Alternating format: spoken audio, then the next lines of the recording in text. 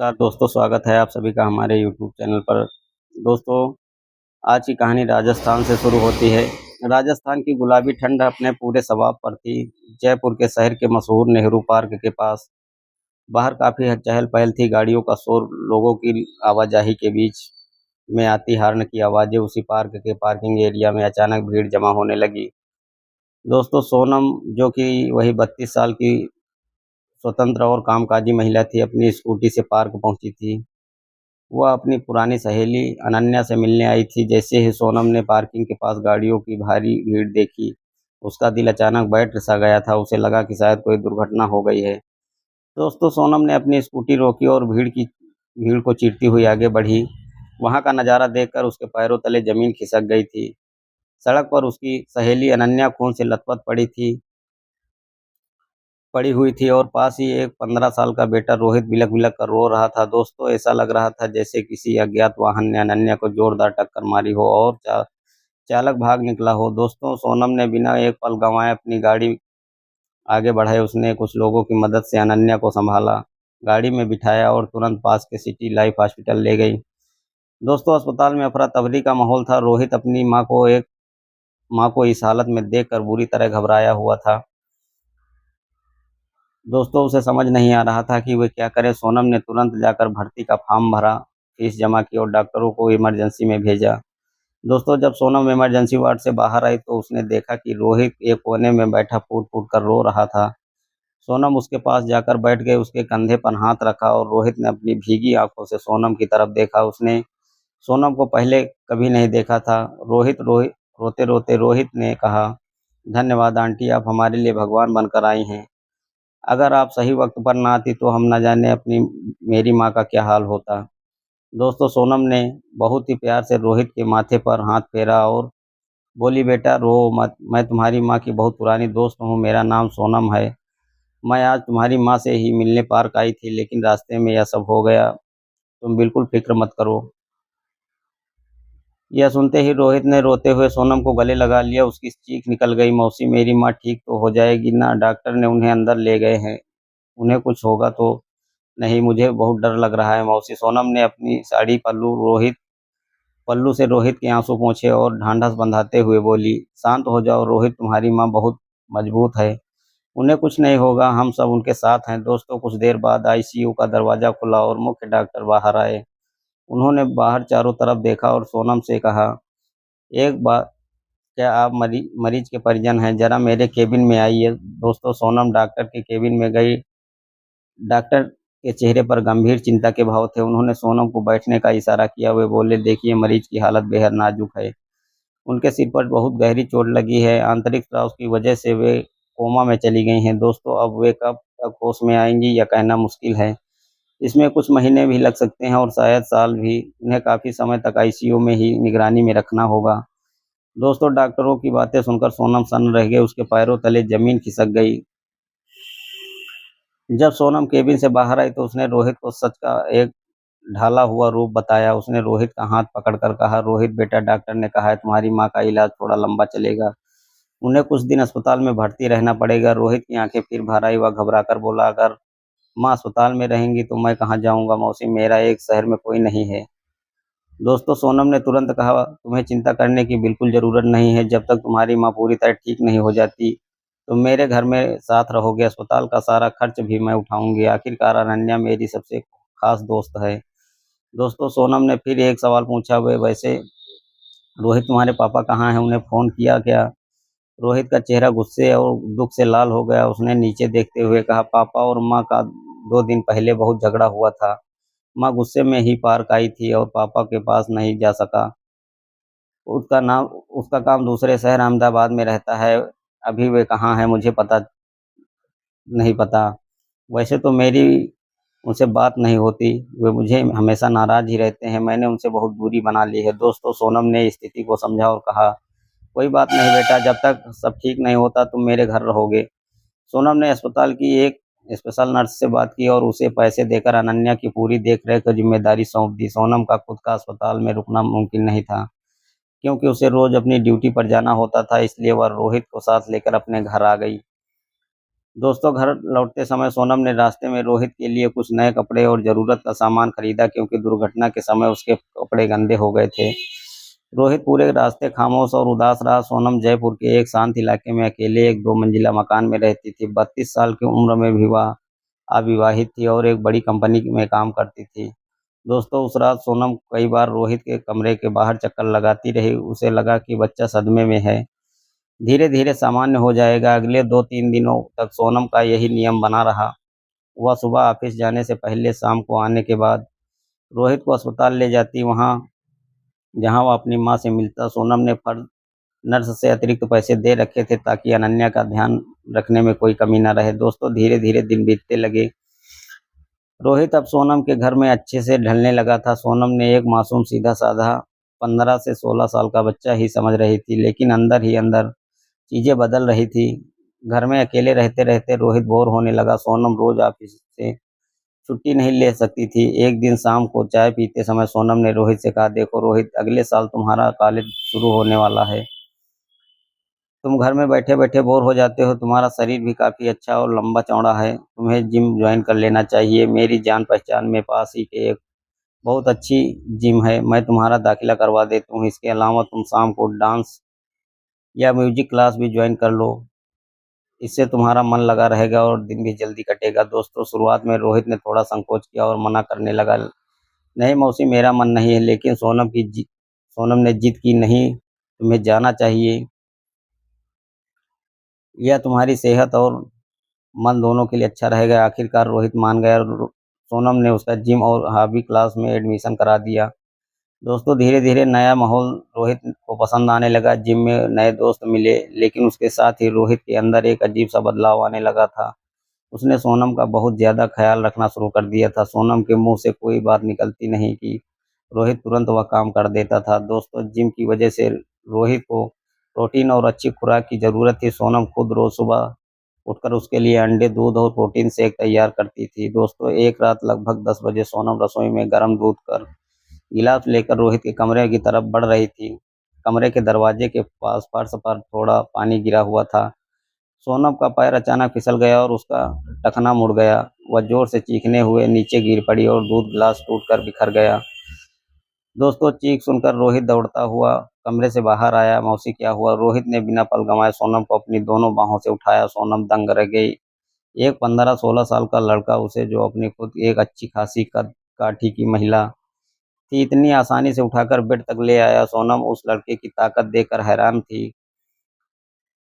दोस्तों रोहित ने सोनम को बड़े ध्यान से बिस्तर पर लेटाया। फिर वह दौड़कर एक गिलास गीला कपड़ा लाया और सोनम के पैर पर गिरा दूध साफ किया। उसके बाद उसने अलमारी से दर्द निवारक बाम निकाला और सोनम के मुड़े हुए पैर में मालिश करने लगा। तब रोहित उसके पैर दबा रहा था तो सोनम एकटक उसे देखती रह गई। एक आज पहली बार कोई पुरुष इतने करीब से उसे स्पर्श में आया था।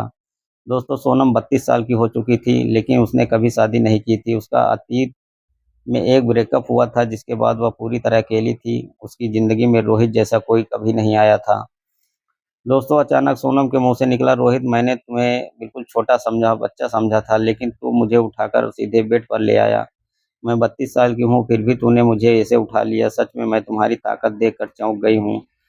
ऐसा क्या खाते हो तुम जो इतनी जल्दी इतने स्ट्रांग हो गए हो? दोस्तों रोहित ने मुस्कुराते हुए सोनम की तरफ देखा। उसकी आंखों में एक अजीब सी चमक थी। वह बोला, अब मैं छोटा बच्चा ना रहा मौसी, मैं बड़ा हो रहा हूँ। और वैसे भी अपने मेरी और मेरी माँ की इतनी मदद की है, तो क्या मैं आपकी इतनी सी मदद नहीं कर सकता? दोस्तों फिर रोहित ने सोनम की आंखों में देखते हुए, आप सच में बहुत अच्छी हो मौसी। आपने हमें जिस तरह से संभाला है कोई अपना भी नहीं संभाल सकता। दोस्तों सोनम को यह बात सुनकर अंदर ही अंदर एक अजीब खुशी महसूस हुई। लंबे समय बाद किसी ने उसकी इस तारीफ की थी। दोस्तों तभी रोहित ने धीमे से कहा, मौसी अगर आपको कोई एतराज ना हो तो आज रात मैं आपके ही कमरे में नीचे गद्दे पर सो जाऊं। दोस्तों आज रात मैं आपको वॉशरूम जाना या पैर दर्द हुआ तो मैं आपकी मदद करूंगा। सोनम को लगा कि लड़का सचमुच बहुत मददगार और फिक्रमंद है। उसने मुस्कुराकर सहमति दे दी। ठीक है, तुम यहीं सो जाओ। सोनम घर में अकेली रहने की आदी थी, इसलिए वह अक्सर घर में हल्के ढीले और छोटे कपड़े पहनना पसंद करती थी। दोस्तों रोहित के घर में होने के बाद भी उसने अपनी यह आदत नहीं बदली थी। रात को सोने से पहले रोहित ने बिस्तर पर बिस्तर के पास बैठकर मैडम जी से कहा, मौसी बैठकर सोनम से कहा, मौसी हमारी जिम से कुछ लड़कियां आती हैं, वे भी छोटे कपड़े पहनकर आती हैं, लेकिन सच कहूँ तो मैंने कभी उनके मुड़कर भी नहीं देखा। सोनम ने पूछा, क्यों? रोहित ने थोड़ा करीब झुकते हुए कहा, क्योंकि वे आपके सामने कुछ भी नहीं है। आप इतनी ज़्यादा खूबसूरत हैं मौसी, आपकी जैसी सुंदर महिला आज तक नहीं देखी। आप पर ये सारे कपड़े बहुत सूट करते हैं। सोनम का दिल थोड़ा धड़का। उसने हंसते हुए रोहित के बालों में उंगलियां फेरी और बोली, बस बस अब मौसी की तारीफें करना बंद करो, सो जाओ। मुझे सुबह ऑफिस जाना है और तुम्हें भी अपनी क्लास जाना है। दोस्तों, रोहित ने उठकर अचानक सोनम को कसकर गले लगा लिया। थैंक यू मौसी, गुड नाइट। दोस्तों, रोहित के इस आलिंगन से एक अजीब सा दबाव था जो किसी बच्चे का नहीं लग रहा था। सोनम को कुछ पल के लिए अजीब महसूस हुआ, लेकिन उसने अपनी सोच का कसूर मानकर टाल दिया। दोस्तों, अगले दिन सुबह तक रोहित की मालिश के असर से सोनम का पैर काफी ठीक हो चुका था। अब वह रोज की तरह सुबह रोहित को क्लास छोड़ती और शाम को ऑफिस से लौटते वक्त उसे जिम से पिक पर ले जाती। यह सिलसिला अगले 4-5 दिनों तक चलता रहा, लेकिन इन 4 दिनों में सोनम ने गौर किया कि रोहित का व्यवहार तेजी से बदल रहा था। दोस्तों, जब भी शाम को सोनम अपनी स्कूटी से उसे जिम लेने जाती थी, जिम की पहली मंजिल की खिड़की पर उसने कुछ उम्रदराज दोस्तों के साथ खड़ा रहता था। वह ऊपर से सोनम को एक अजीब घूरती हुई नज़रों से देखता और जब वह नीचे आकर स्कूटी पर बैठता तो उसका मूड खराब रहता। वह खिंचा-खिंचा और चिड़चिड़ा सा लगता था। एक दिन जब घर लौटकर सोनम ने उससे पूछ ही लिया, रोहित, मैं पिछले कुछ दिनों से देख रही हूँ कि तुम बहुत चिड़चिड़े रहते हो, क्या बात है? जिम में किसी से झगड़ा हुआ क्या? रोहित ने सोनम के सामने आकर खड़े होते हुए कहा, नहीं मौसी, किसी से झगड़ा नहीं हुआ, मेरी चिड़चिड़ाहट का कारण आप हैं। सोनम हैरान होकर बोली, मैंने क्या किया है? दोस्तों, रोहित ने गंभीर आवाज में कहा, आप मुझे जिम लेने आती हैं और आप जिस तरह से छोटे कपड़े पहनकर आती हैं, उसे देखकर मेरे जिम के दोस्तों और वहाँ के बड़े लड़के आपको घूरने लगते हैं। वे आपके बारे में बातें करते हैं। मुझे यह बिल्कुल पसंद नहीं है। आप सिर्फ मेरी मौसी हैं और आपको यह इस तरह से देखने का हक सिर्फ मेरा है। आज के बाद जब आप मुझे लेने आइए तो ऐसे कपड़े पहनकर बिल्कुल मत आना। दोस्तों, अगर किसी को आपकी तिरछी नज़र देखा तो मुझसे बहुत कुछ गलत हो जाएगा। दोस्तों, सोनम उसकी बातें सुनकर भौचक्की रह गई। एक 15 साल का लड़का उस पर इस तरह हक जता रहा था। सोनम ने माहौल को हल्का करने की कोशिश की, रोहित, तुम यह क्या कह रहे हो? आप सिर्फ मेरी हो। रोहित ने तुरंत अपनी बात संभाली, मेरा मतलब है कि आप मेरी मौसी हो, मेरी गार्जियन हो। बस आपकी फिक्र करता हूँ। दोस्तों, उस रात रोहित ने फिर से सोनम के कमरे में सोने की जिद की, लेकिन सोनम ने मना कर दिया, क्योंकि उसने पिछली रात देखा था कि सोते समय रोहित के हाथ पैर बहुत फैलते थे और वह काफ़ी करीब आ जाता था। सोनम ने उसे उसके कमरे में भेज दिया। अगले दिन सोनम ऑफिस से जल्दी आ गई। वह शाम को रोहित को जिम लेने जाने वाली थी। उसके दिमाग में रोहित की कल वाली बात घूम रही थी। सोनम को लगा कि लड़का थोड़ा ज़्यादा ही पजेसिव हो रहा है, थोड़ा मजाक करना चाहिए। सोनम ने जानबूझकर उस दिन और भी छोटे और बोल्ड कपड़े पहने और अपनी स्कूटी लेकर जिम के बाहर पहुंची। उसने बाहर खड़े होकर हॉर्न बजाया। हमेशा की तरह रोहित उस खिड़की के पर दोस्तों के साथ खड़ा था। उसने सोनम को इस अवतार में देखा तो उसकी आंखें बच्चे गुस्से से लाल हो गई। सोनम नीचे खड़ी होकर उसे चिढ़ाने के अंदाज में मुस्कुराई। 2 मिनट के बाद रोहित नीचे आया। उसने बिना कुछ कहे सोनम के पीछे से इतनी जोर से पकड़ा कि सोनम की सांस अटक गई। वह इतना करीब बैठ गया कि दोनों के बीच हवा निकलने की भी जगह नहीं थी। दोस्तों, रोहित का एक साथ सोनम की जांघ पर था और दूसरा उसकी कमर के पीछे भाग हुए था।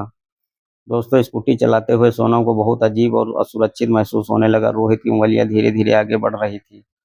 दोस्तों, सोनम ने तुरंत सड़क किनारे स्कूटी रोकी और गुस्से में उतारी, रोहित, यह क्या बदतमीजी है? तुम नीचे उतरो, सोनम चिल्लाई। दोस्तों, रोहित आराम से नीचे उतरा और ठंडे लहजे में बोला, क्या हुआ मौसी, तुम मुझे किस तरह से छू रहे हो? तुम्हें समझ नहीं आ रहा है तुम क्या कर रहे हो? सोनम का चेहरा गुस्से से लाल हो गया। रोहित ने आंखें मटकाते हुए कहा, अगर आप मुझे चिढ़ा सकती हैं तो क्या मैं आपके साथ थोड़ा मजाक नहीं कर सकता? मैंने कल ही आपसे कहा था ना कि ऐसे कपड़े पहनकर मत आना, लेकिन आप जानबूझकर मुझे चिढ़ाने के लिए पहनकर आई हैं। तो मैंने भी आपको बता दिया कि मुझे कैसा लगता है। दोस्तों, सोनम अंदर तक हिल गई। उसे समझ नहीं आ रहा था कि इस 15 साल के लड़के के दिमाग में चल क्या रहा है। वह ज़रूरत से ज़्यादा निर्भीक और खतरनाक होता जा रहा था। दोस्तों सोनम ने अपने गुस्से पर काबू पाया और बोली, ठीक है मेरी गलती थी, लेकिन अगर अब तुम सीधे तरीके से नहीं बैठे तो मैं तुम्हें यहीं छोड़कर चली जाऊंगी।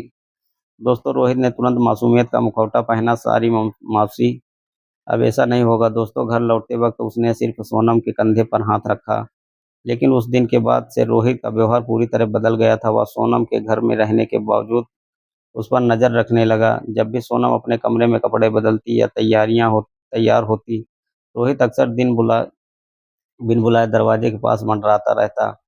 दोस्तों एक शाम सोनम बेडरूम से निकलकर अपने कमरे में कपड़े बदल रही थी। अचानक उसकी नज़र दरवाजे की हल्की सी दरार पर पड़ी।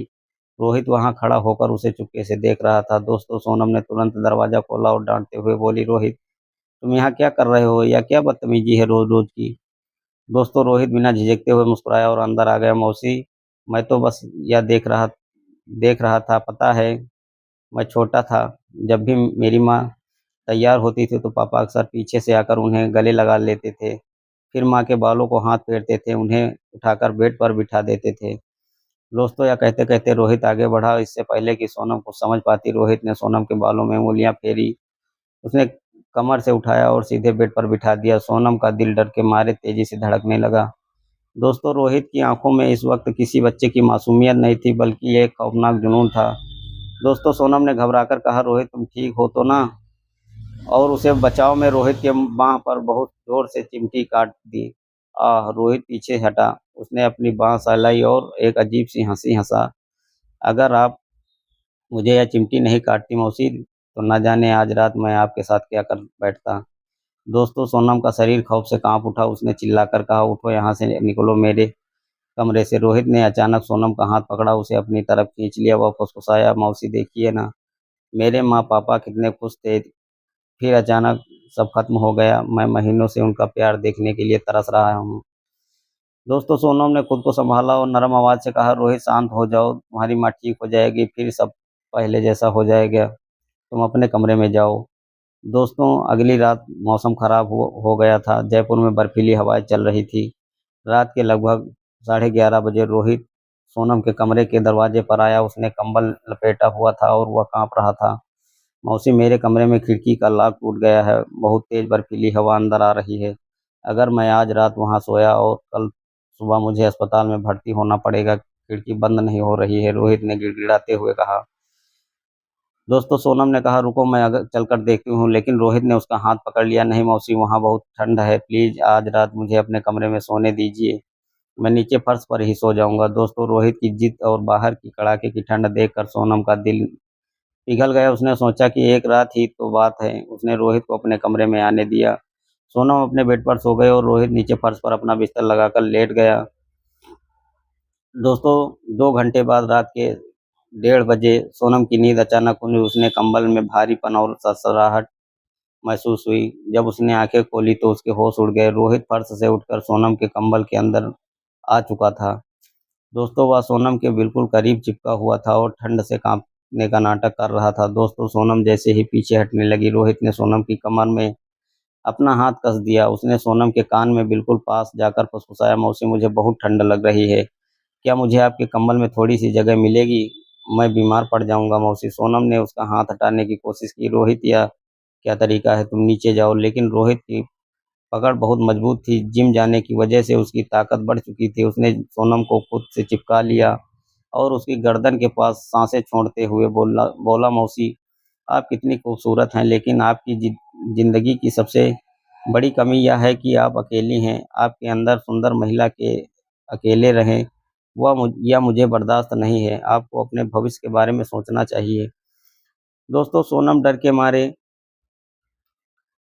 पसीने पसीने हो गई। उसने कहा, रोहित मुझे छोड़ो, मैं तुम्हारी देखभाल कर रही हूँ, मैं हमेशा तुम्हारा ध्यान रखूंगी। रोहित ने अचानक सोनम की कमर में जोर से चुटकी काटी और उसे और कसकर गले लगा लिया। उसकी आवाज़ अब बदल चुकी थी। उसने एक अजीब सा हिंसक पागलपन, आज मैं आपकी इस खूबसूरती पर अपना हक जताऊंगा मौसी, ऐसा हक कि आपको कहीं जाने नहीं दूंगा। रोहित फुसफुसाया। सोनम को अचानक अपनी जांघ के पास एक नुकीली और ठंडी चीज चुभनी हुई महसूस हुई। रोहित अपनी जेब से एक सिरिंज निकालकर सोनम के शरीर में घोंपने की कोशिश कर रहा था। जैसे ही सोनम को सुई की चुभन महसूस हुई, उसकी चीख निकल गई, बचाओ बचाओ। सोनम ने अपनी पूरी ताकत लगाकर रोहित का वह हाथ पकड़ लिया और जिसमें सिरिंज थी, दोनों के बीच बेड पर जोर जमाइश होने लगी। रोहित सिरिंज का पिस्टन दबाने की वाला था कि तभी अचानक कमरे का दरवाजा जोर से खुला और लाइट जल उठी।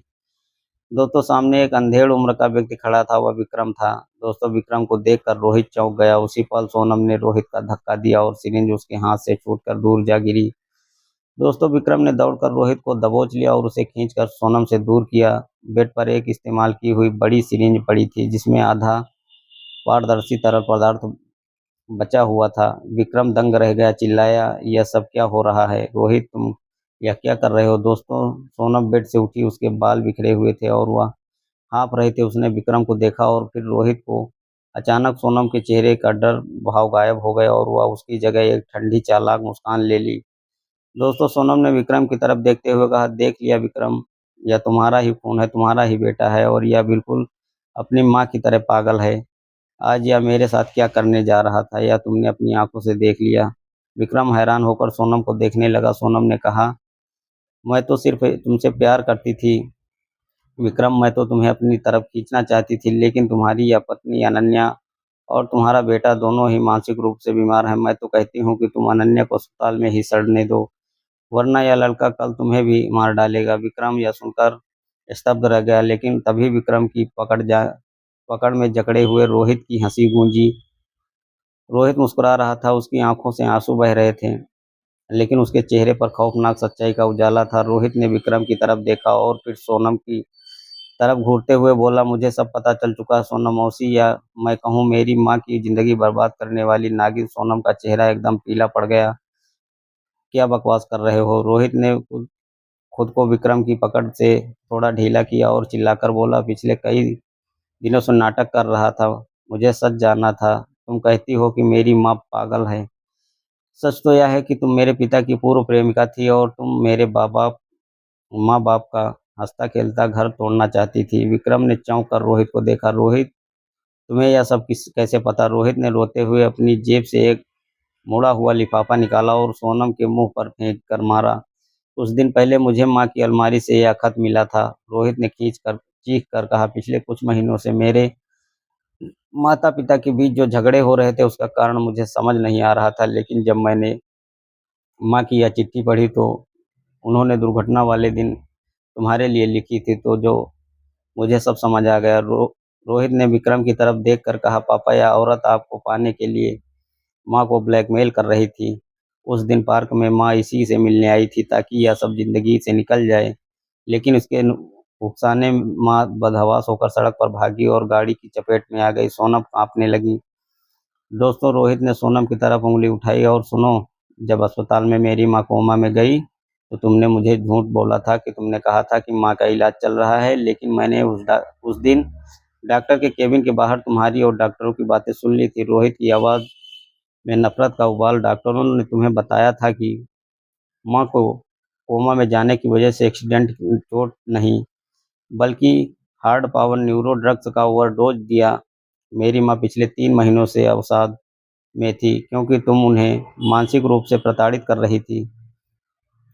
माँ जिस डिप्रेशन और कैल्शियम के इंजेक्शन को रोज लेती थी, उसको उसकी डोज बदलवा दी थी। तुमने डॉक्टरों को रिश्वत देकर माँ को खतरनाक इंजेक्शन दिलवाए, जिससे धीरे धीरे उसका दिमाग काम करना बंद कर दे, वे हमेशा के लिए रास्ते से हट जाए। विक्रम ने यह सुना तो उसके होश उड़ गए। उसने सोनम को कॉलर पकड़ लिया। सोनम, क्या यह सच है? तुम अनन्या का को धीमा जहर दे रही थी?